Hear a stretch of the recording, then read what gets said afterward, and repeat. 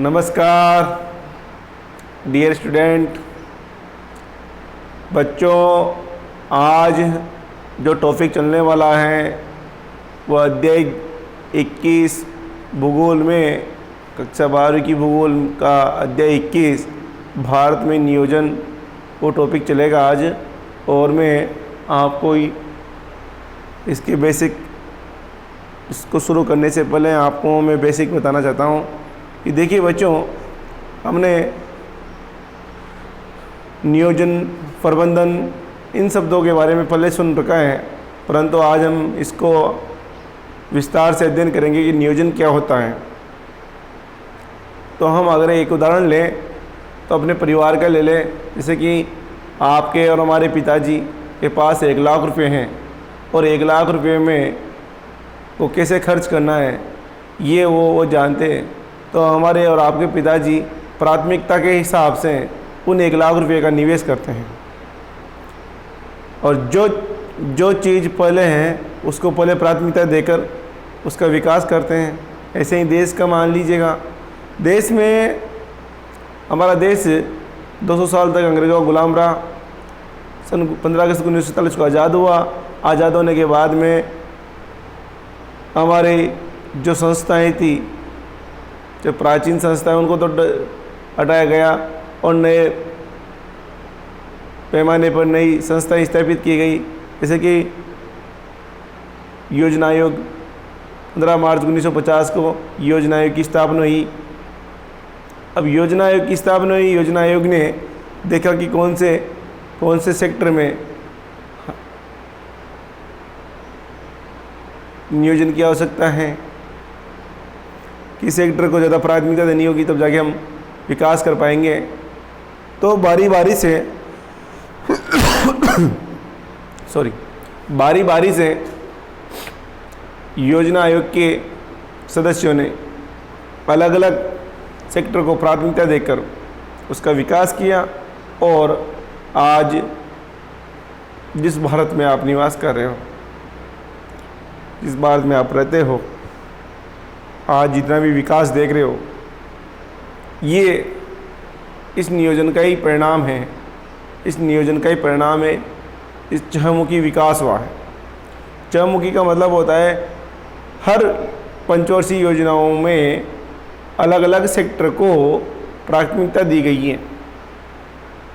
ऐसा नहीं है, जैसे उद्योग है, सिंचाई है, कृषि है, शिक्षा है, इन सब पर अलग अलग पंचवर्षीय योजना में अलग अलग मद के हिसाब से इन पर बजट खर्च किया गया है।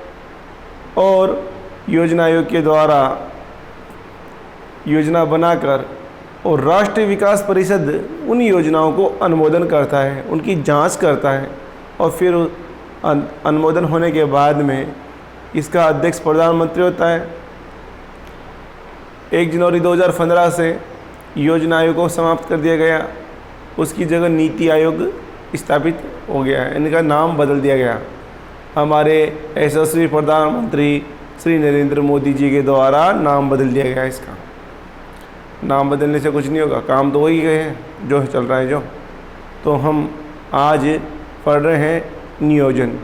भारत में नियोजन है बच्चों। तो नियोजन क्या है, इन सब चीज़ों के बारे में अब देखिए। पंचवर्षीय योजना सोवियत संघ रूस से ली गई है। यानी कि पंचवर्षीय योजना कहाँ से ली है? ये रूस से ली गई है, क्योंकि सबसे पहले रूस में पंचवर्षीय योजना के संस्थागत ढांचे को मद्देनज़र रखते हुए विकास किया था। और उसी से भारत में पंचवर्षीय योजना वहाँ से ली गई है। तो पंचवर्षीय योजना से भारत में आज चहुमुखी विकास हुआ है पंचवर्षीय योजना से। तो शुरू करते हैं भारत में नियोजन बच्चों। तो देखिए, नियोजन यानी प्लानिंग। नियोजन किसे कहते हैं? प्लानिंग। नियोजन का शाब्दिक अर्थ है योजना बनाना। नियोजन का शाब्दिक अर्थ क्या है? योजना बनाना। नियोजन वह प्रक्रिया है जिसके द्वारा भावी उद्देश्य की प्राप्ति के लिए किए जाने वाले कार्यों को निर्धारित किया जाता है। सामान्यतः नियोजन 2 सामान्यतः नियोजन के 2 उपागम होते हैं। अब देखिए भाई बच्चों, नियोजन का शाब्दिक अर्थ होता है योजना बनाना। क्या बनाना? योजना बनाना। नियोजन वह प्रक्रिया है, नियोजन वह प्रक्रिया है जिसके द्वारा भावी उद्देश्य यानी कि भविष्य के जो उद्देश्य हैं, भावी उद्देश्यों की प्राप्ति के लिए किए जाने वाले कार्य को निर्धारित किया जाता है। यानी कि भावी उद्देश्य, भविष्य में जो उद्देश्य निर्धारित किए हैं उन कार्यों को प्राप्ति के लिए, उन उद्देश्यों को प्राप्ति के लिए लक्ष्य निर्धारित किया जाता है। सामान्यतः नियोजन के 2 उपागम होते हैं बच्चों, 2 उपागम होते हैं। तो ये आपको समझ में आ गया होगा कि नियोजन का शाब्दिक अर्थ योजना बनाना होता है, और नियोजन वो प्रक्रिया जिसके द्वारा भावी उद्देश्यों की प्राप्ति के लिए किए जाने वाले कार्यों को निर्धारित किया जाता है। सामान्यतः नियोजन के 2 उपागम होते हैं। कौन कौन से देखे हैं? एक तो होता है खंडीय नियोजन। तो नियोजन के 2 उपागम होते हैं। पहला है खंडीय नियोजन। कौन सा नियोजन? खंडीय नियोजन। और एक होता है पारदेशिक नियोजन। अब देखिए, खंडीय नियोजन तो खंड के हिसाब से बनाए जाते हैं, और पारदेशिक नियोजन होता है एक प्रदेश। पारदेशिक का मतलब होता है प्रदेश, जैसे कि राजस्थान प्रदेश, मध्य प्रदेश, हरियाणा वाला प्रदेश। तो ये अब जैसे मान लीजिएगा मरुस्थलीय प्रदेश, तो एक प्रदेश को विशेष। तो एक तो होता है खंडीय नियोजन, यानी कि नियोजन के 2 उपागम है बच्चों, एक तो खंडीय उपागम और एक पारदेशिक उपागम। तो हम पहले देखेंगे खंडीय नियोजन। तो खंडीय नियोजन अर्थव्यवस्था की विभिन्न क्षेत्रों जैसे कि कृषि, सिंचाई, विनिर्माण, ऊर्जा निर्माण, परिवहन, संचार के विकास के लिए कार्यक्रम बनाना तथा उनको लागू करना खंडीय नियोजन कहलाता है। तो बच्चों ये है खंडीय नियोजन कि अर्थव्यवस्था के विभिन्न क्षेत्र जैसे कृषि, तो कृषि वाला भूभाग है, कृषि एक खंडीय छोटा सा कृषि टॉपिक आ गया कृषि।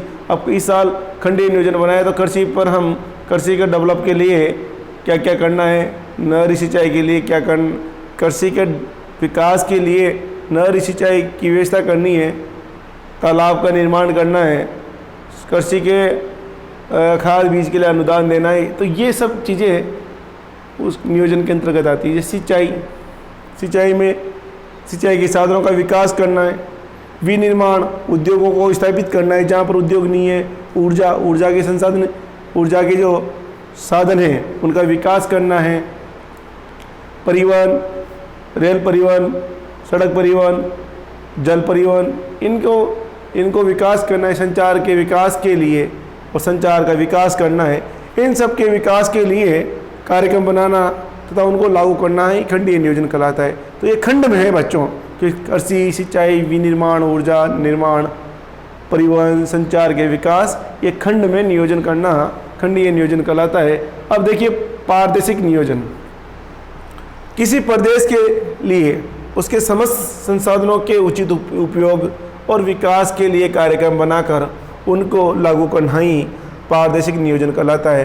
यानी किसी प्रदेश के लिए, जैसे कि मान लीजिए जो राजस्थान प्रदेश है, अब एक प्रदेश का नियोजन किया जाता है। जैसे कि मान लीजिए बिहार में गरीबी है तो उस प्रदेश का पारदेशिक, बिहार जो राज्य हैं वो गरीबी है, वहाँ पर गरीबी है, अशिक्षा है, तो उस पारदेशिक नियोजन, उसका नियोजन करना है। उस राज्य का, वो राज्य किसके अंतर्गत आ गया? पारदेशिक आ गया, तो उसका नियोजन करना है। तो क्या होता है, किसी प्रदेश के उसके समस्त संसाधनों के उचित उपयोग और विकास के लिए कार्यक्रम बनाकर उनको लागू करना पारदेशिक नियोजन कहलाता है। अब हमने वहाँ के संसाधनों का उचित प्रबंधन कर दिया, उचित प्रबंधन करके उचित ढांचे में ढालकर और हम अब विकास की ओर अग्रसर होंगे। तो ये हो गया पारदेशिक नियोजन। किसी भी सेक्टर को ले लीजिए आप, किसी भी क्षेत्र को ले लीजिए, या तो आप मध्य प्रदेश को ले लीजिए या बिहार को ले लीजिए, राजस्थान को ले लीजिए, तो वहाँ के जो समस्त संसाधन हैं उनका उचित उपयोग और विकास के लिए कार्यक्रम बनाकर उनको लागू करना ही पारदेशिक नियोजन कहलाता है। तो नियोजन के 2 उपागम हैं, एक खंडीय नियोजन, एक पारदर्शी नियोजन। तो खंडीय नियोजन आपने देख लिया, पारदर्शी हो गया। अब भारत में नियोजन तंत्र, भारत में नियोजन तंत्र। तो विश्व में सर्वप्रथम नियोजन कार्यक्रम सोवियत संघ में जोसेफ स्टालिन के द्वारा प्रारंभ किए गए।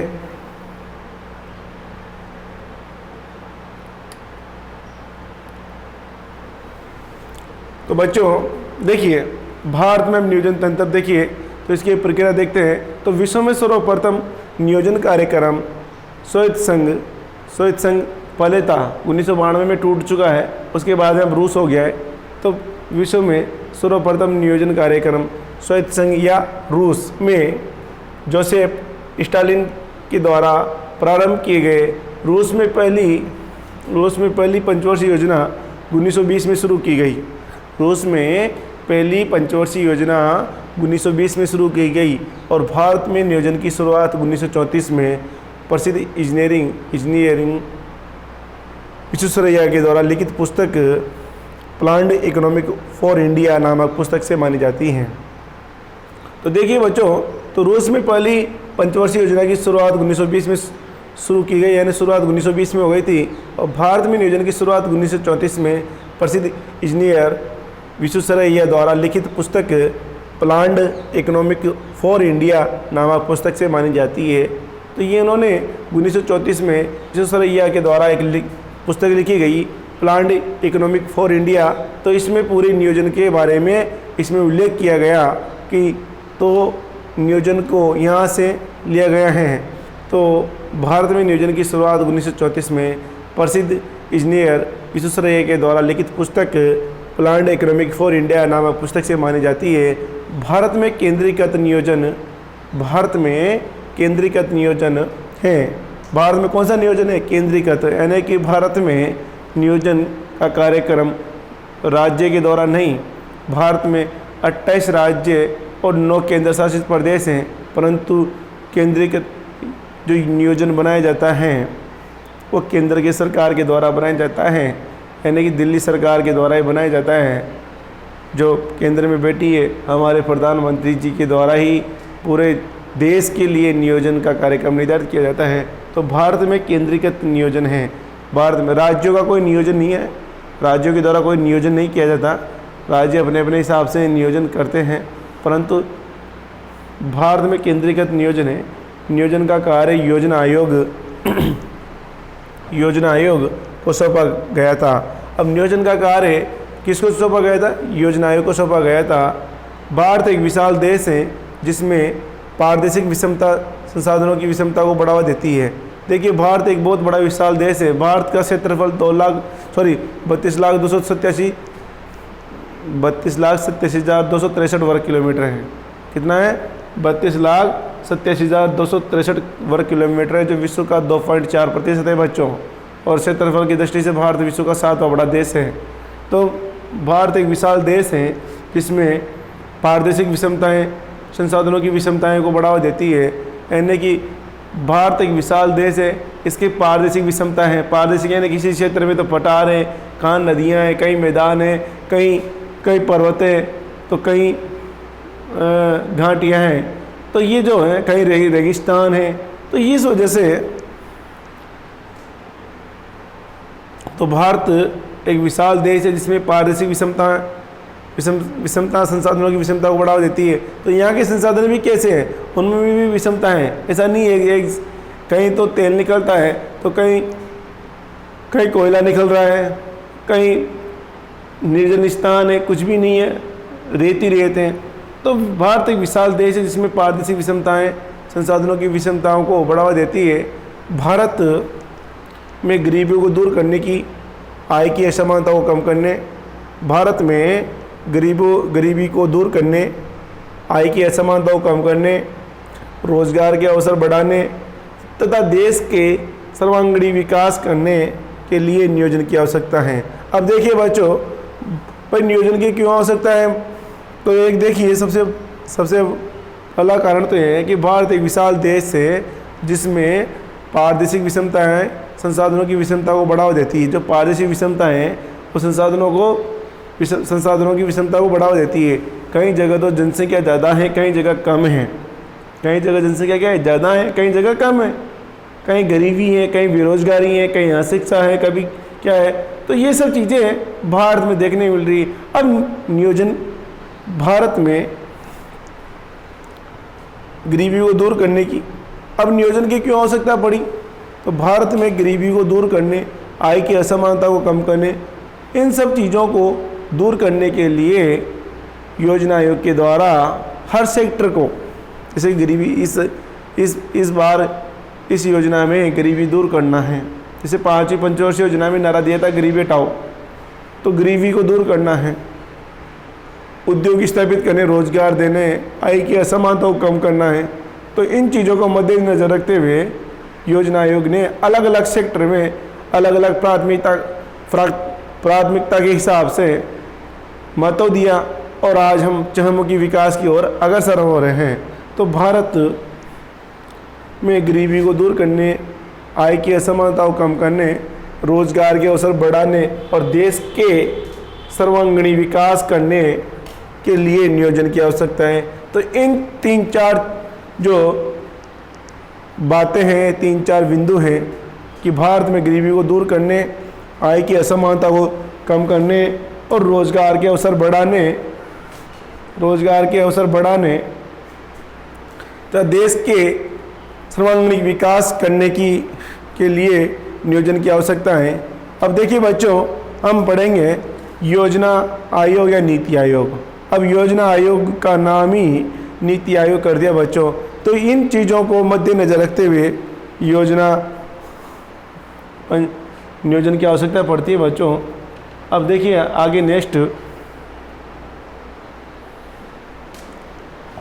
देखते हैं, योजना आयोग या नीति आयोग। तो योजना आयोग साहब देखिए, अब मेरी बात ध्यान से सुनना। 15 अगस्त 1947 को देश आज़ाद हो गया। आज़ाद होने के बाद में देश में अशिक्षा, गरीबी, भुखमरी, खाद्यान्नों में आत्मनिर्भर भी नहीं था भारत। इन सब चीज़ों को मद्देनजर रखते हुए भारत सरकार ने योजना आयोग की स्थापना की 15 मार्च 1950 को। अब योजना आयोग के द्वारा हर सेक्टर में जो पहली प्राथमिकता हो उसी को महत्व दिया गया। ऐसा नहीं कि हमारे पास अभी तो भूखमरी है और हम अपन मेल चुना रहे हैं। तो पहले तो सरकार ने जो संस्थागत ढांचा था, जो स्ट्रक्चर था, यानी कि उद्योग और कृषि को योजनाओं के माध्यम से ऊपर उठाया। पहले कृषि को महत्व दिया गया, फिर दूसरी पंचवर्षीय योजना में उद्योगों को महत्व दिया गया। तो पहले कृषि को, क्योंकि भारत की उस समय 75% जनसंख्या कृषि में संलग्न थी। तो सबसे पहले पंचवर्षीय योजना में योजना आयोग के द्वारा कृषि को महत्व दिया गया, कृषि को प्राथमिकता दी गई। तो कृषि में खाद्यान्नों में आत्मनिर्भरता, कृषि में सिंचाई के साधनों का विकास, कृषि में और भी जो है यंत्रों का विकास, इन चीज़ों को प्राथमिकता दी गई। तो 15 मार्च 1950 को योजना आयोग की स्थापना की गई। इसने योजना बनाना शुरू किया और ये जब योजना बना दी जाती थी तो राष्ट्रीय विकास परिषद, यानी 6 अगस्त 1952 को राष्ट्रीय विकास परिषद की स्थापना हुई। तो राष्ट्रीय विकास परिषद के द्वारा उस योजना को अनुमोदन किया जाता था। क्या किया जाता? अनुमोदन। वो देखती थी, उसकी जांच करती, इसके कार्यों की, योजना आयोग के कार्यों की जांच किसके द्वारा की जाती थी? राष्ट्रीय विकास परिषद के द्वारा की जाती थी। तो देखते हैं हम कि योजना आयोग क्या है। देखिए, योजना आयोग का गठन 15 मार्च 1950 को एक गैर संवैधानिक एवं परामर्शदात्री निकाय के रूप में किया गया। यानी कि इसका संविधान में कोई उल्लेख नहीं है बच्चों। एक गैर संवैधानिक और परामर्शदात्री यानी कि परामर्श देने वाली निकाय के रूप में किया गया, जिसका नाम परिवर्तित करके 1 जनवरी 2015 को नीति आयोग कर दिया गया। यानी कि हमारे प्रधानमंत्री मोदी जी के द्वारा 1 जनवरी 2015 को योजना आयोग का नाम बदलकर क्या कर दिया गया? नीति आयोग कर दिया गया। नाम बदलने में बहुत माहिर है साहब ये प्रधानमंत्री जी, बहुत नाम बदले इन्होंने। तो ये 1 जनवरी 2015 को नीति आयोग कर दिया गया। नीति आयोग एक वैधानिक संस्था है। नीति आयोग एक वैधानिक संस्था है, यानी वैधानिक संस्था का मतलब होता है ये एक वैध संस्था है। ये प्रधानमंत्री के सानिध्य में इसका निर्माण हुआ है। तो नीति आयोग एक वैधानिक संस्था है। इसका अध्यक्ष प्रधानमंत्री होता है और इसका अध्यक्ष कौन होता है? प्रधानमंत्री होता है। नीति आयोग का प्रमुख कार्य ऐसी योजनाओं का निर्माण करना है जो देश के संसाधनों का कुशल और संतुलित उपयोग कर आर्थिक वृद्धि में योगदान दे सकें। अब देखो, ये योजना आयोग तो 15 मार्च 1950 को इसका गठन किया गया और एक गैर संवैधानिक परामर्शदात्री निकाय के रूप में किया गया, जिसका नाम परिवर्तित करके 1 जनवरी 2015 को नीति आयोग कर दिया गया। बस ये नाम परिवर्तित हुआ है सॉरी, ये नाम ही परिवर्तित हुआ है बच्चों, इसके अलावा कुछ भी नहीं हुआ। और सारे काम ऐसे जैसे योजना आयोग पहले काम करता था। तो ये 1 जनवरी 2015 को इसका नाम क्या कर दिया गया? योजना आयोग का नाम नीति आयोग कर दिया गया। और नीति आयोग की एक वैधानिक संस्था है, यानी कि संविधान में उल्लेख नहीं है, वैधानिक संस्था है और जिसका अध्यक्ष प्रधानमंत्री होता है। नीति आयोग के प्रमुख कार्य ऐसी योजनाओं का निर्माण करना है जो देश के संसाधनों का कुशल और संतुलित उपयोग कर आर्थिक वृद्धि में योगदान दे सके, यानी कि देश के अंदर जितने भी संसाधन हैं उनका कुशल और तकनीकी व्यवस्था से दोहन करने के लिए इसका निर्माण किया गया है कि देश के जितने भी संसाधन हैं उनका दोहन किस प्रकार से किया जाए। तो उसकी नीतियाँ बनाई गई है इसमें, और कुछ भी नहीं है भाई, नीतियाँ बनाई गई है। देखो भाई, ऐसी योजनाओं का निर्माण करना है जो देश के संसाधनों का कुशल और संतुलित उपयोग करके आर्थिक वृद्धि में योगदान दे सके, संतुलित उपयोग करके आर्थिक वृद्धि में योगदान दे सके। तो ये है नीति आयोग। नेक्स्ट, अब आप यहाँ योजना आयोग पढ़ो या नीति आयोग पढ़ो, एक ही बात है। तो योजना आयोग के प्रमुख कार्य क्या क्या कार्य हैं? देखिए, भारत के भौतिक, पूंजीगत तथा मानवीय संसाधनों का आकलन करना।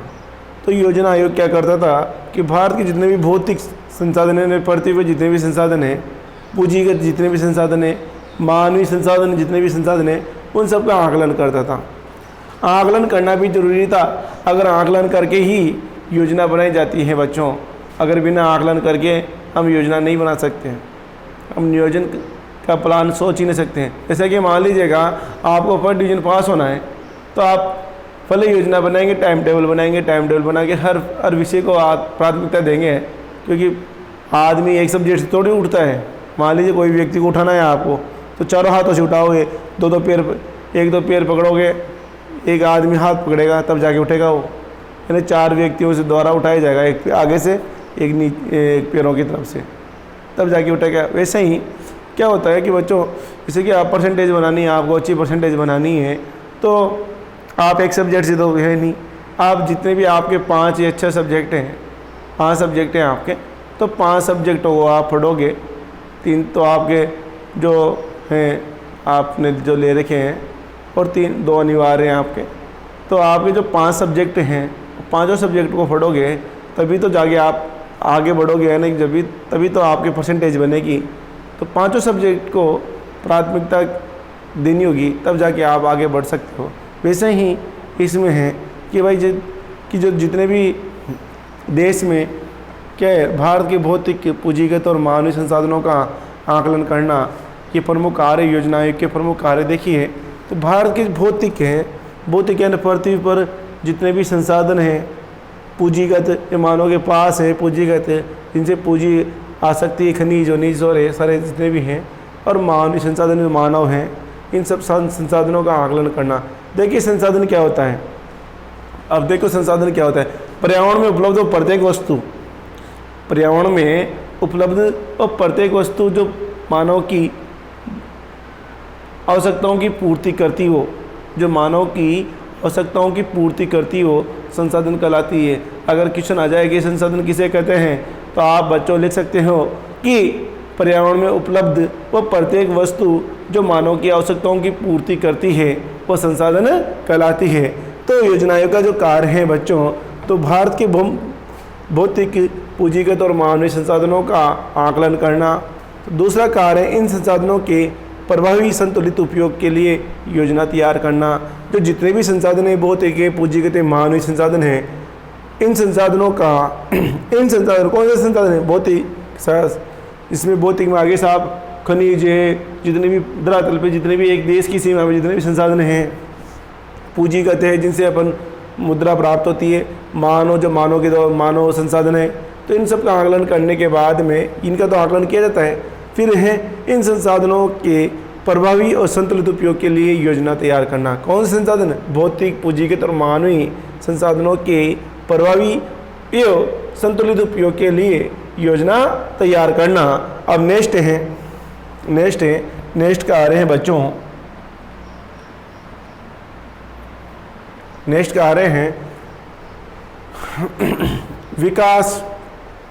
देखिए, विकास की राष्ट्रीय प्राथमिकता निर्धारित करना, विकास की राष्ट्रीय प्राथमिकता निर्धारित करना, विकास की स्थितियों को परिभाषित करना और तथा संसाधनों के वितरण हेतु सुझाव देना।